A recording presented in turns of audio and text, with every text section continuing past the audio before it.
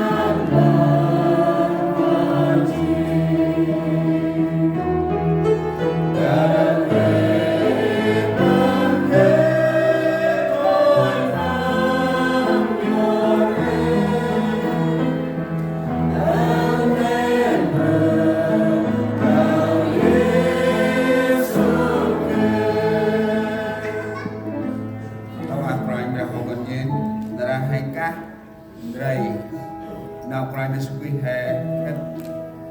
chỉ được đi mà bằng đông hói ta chỉ làm cắn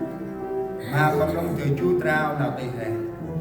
thì mà nó đông chơi tầm mặt la hè bước mà nào tì mình thì tầm áp nam hè cả kiếp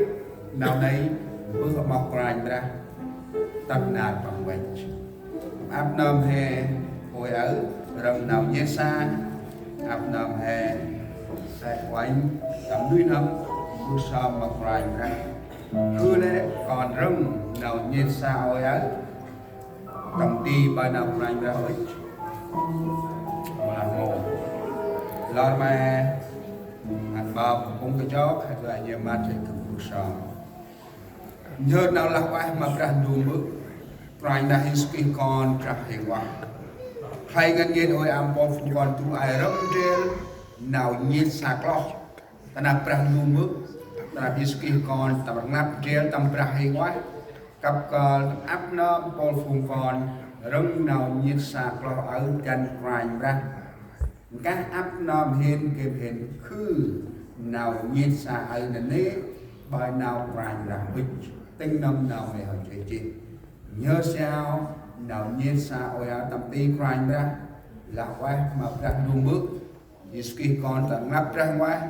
sẽ lại nằm bọc còn thầy Yiski Amen hay là ra đóng tròn bé tròn quan